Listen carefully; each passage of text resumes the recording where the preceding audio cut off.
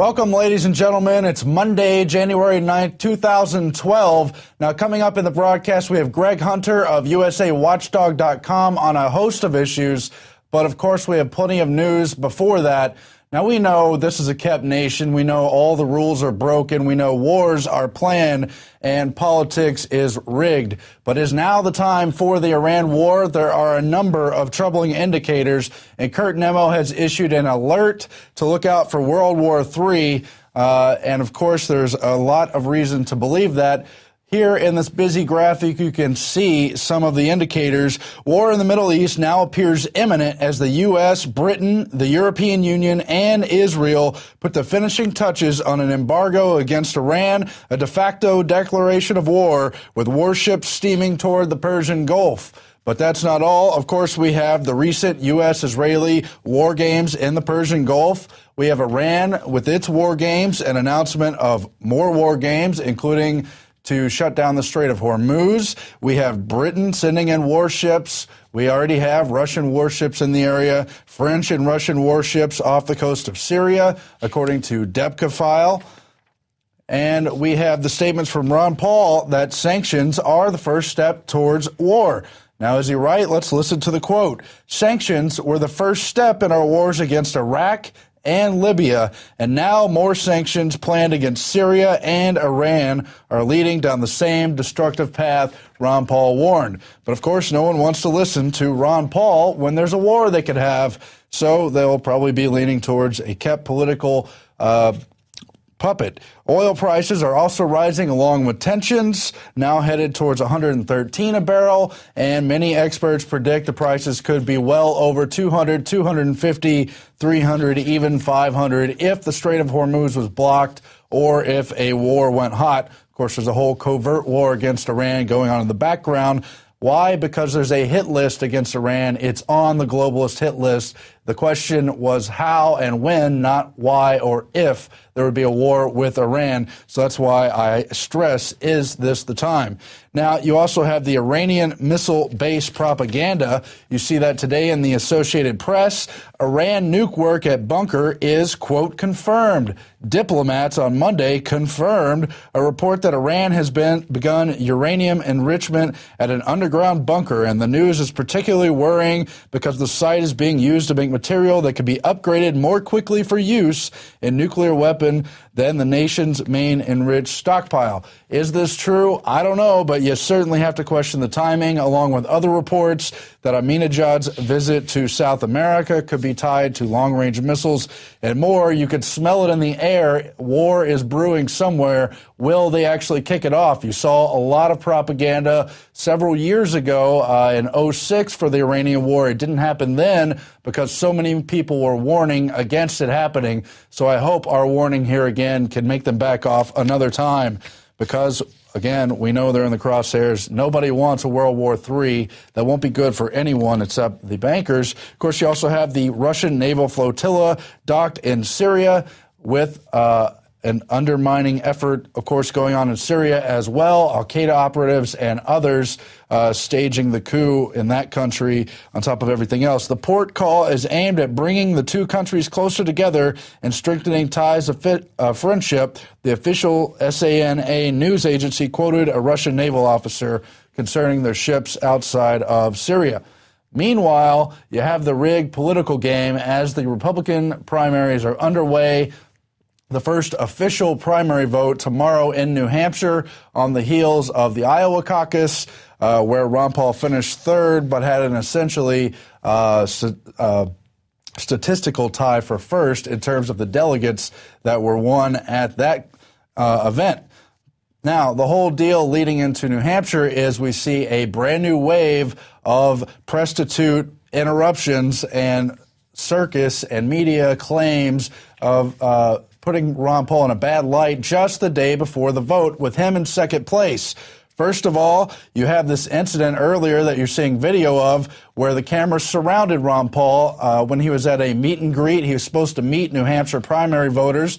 Instead, they packed the house with a bunch of high school students from Massachusetts, and the press gang wouldn't allow him to reach the voters. Then when he left, the media spun it and tried to act as if it was Ron Paul refusing to reach out to voters. One woman in particular became irate, started screaming at Ron Paul and claiming he had promised to meet with their mother. Apparently, some reports indicate a staffer or something had given the woman reassurances. Ron Paul himself wasn't in position to talk to these people and pretty much had to leave the event. But that didn't stop The Hill from saying media mob chases Ron Paul from campaign stop in New Hampshire, and quoting heavily from a French candidate who shouted at Ron Paul, called him a demon, said, "We have you surrounded. We are the media."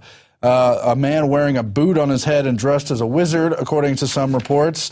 Meanwhile, the New York Times reports in the caucus that Ron Paul cut off CNN again. About a week and a half ago or so, you saw a contrived report where Ron Paul supposedly stormed out of a CNN interview where they asked about the newsletters.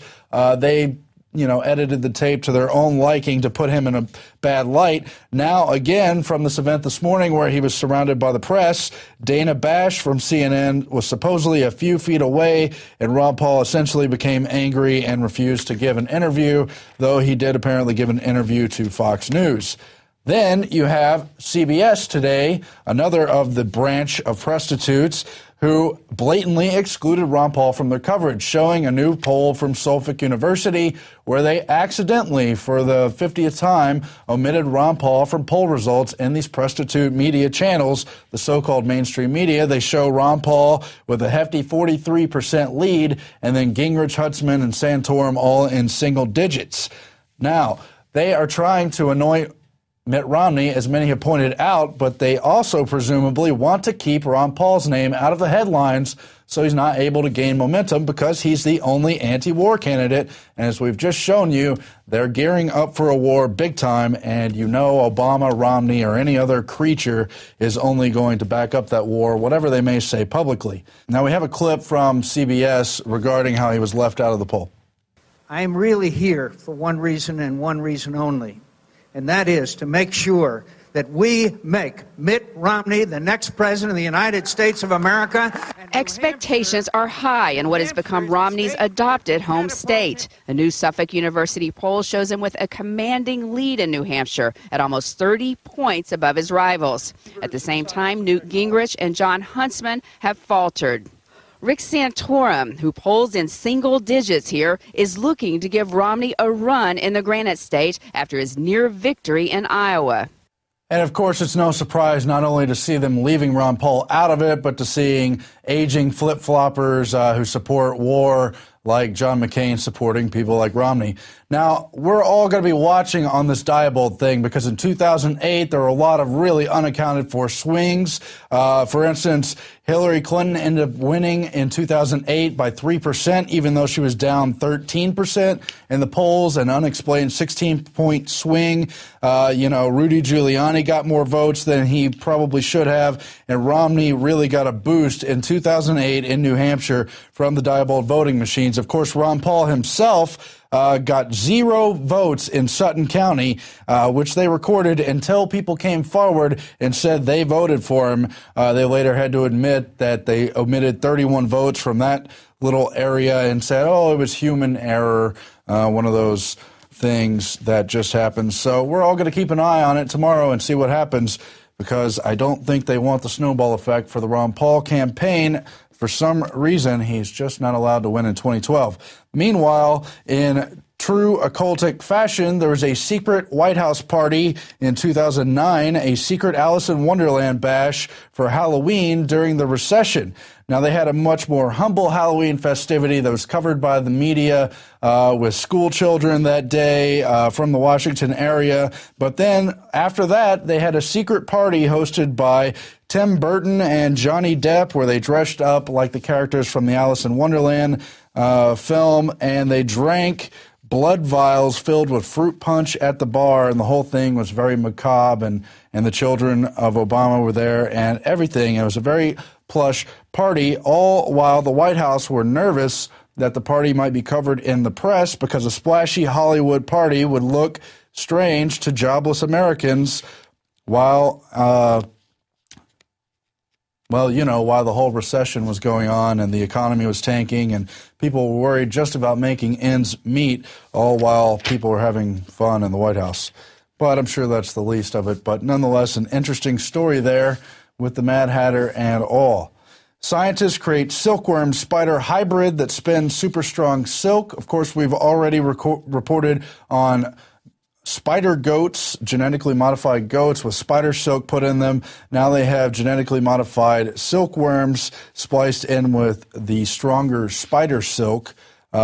Scientists have used genes from spiders to create a new type of silkworm that could spin extra tough silk. Spider genes were injected into silkworms, making them spin silk stronger than steel. A group of biologists have created a new type of genetically modified silkworm capable of spinning extra strong silk, Spider-Man style.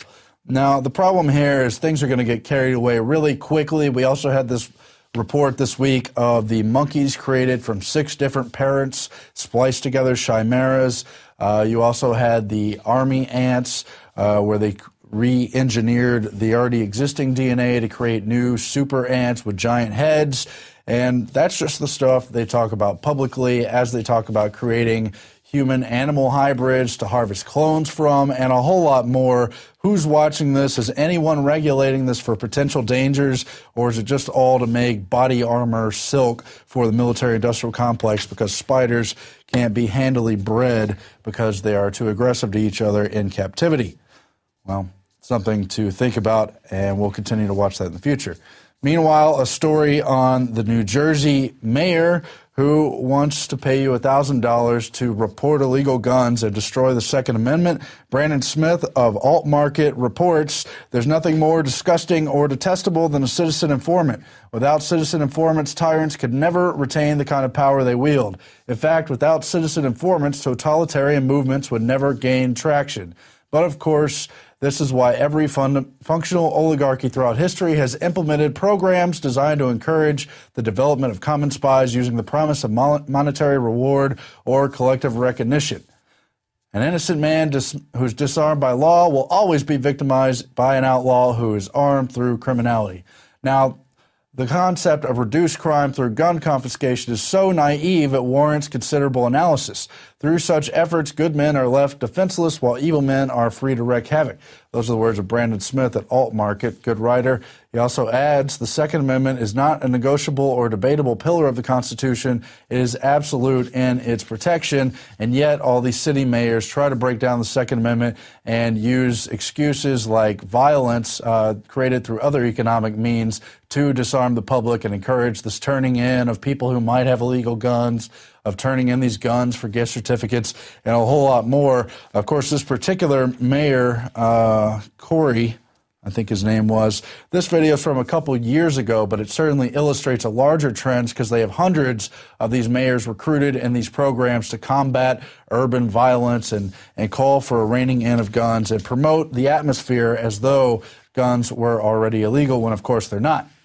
Now, another very curious case is the missing woman found in the Queen's estate in Sandringham, believed to be murdered, and they've now identified her after a week and a half or so of refusing to identify the woman. They believe it is now Latvian Alisa Dimitrieva, 17 years old, from Wisbech in Cambridgeshire, which is very near to the Queen's estate there. Her and her family immigrated from Latvia pretty recently, and it's all very curious, especially since you've got people like the so-called overzealous stalker of the royal family being found, his remains only a few months ago near Buckingham Palace. You have all the suspicion and a pretty strong case for what happened with Princess Diana. Now, who knows what happened with this woman missing and then found murdered months later in the Sandringham estate. But there are a number of curious things that we want to look at here. First of all, you've got Detective Chief Inspector Jess Fry dismissing speculation that the victim had a drug problem or could have been working in the sex trade. Could she have been brought to the area for some kind of eyes wide shut party? We have no way of knowing at this point, but we do have a contradictory report from what the detective chief is saying, because the mother went on record in this article. I'm 80% to blame, says distraught mother of Latvian girl in Royal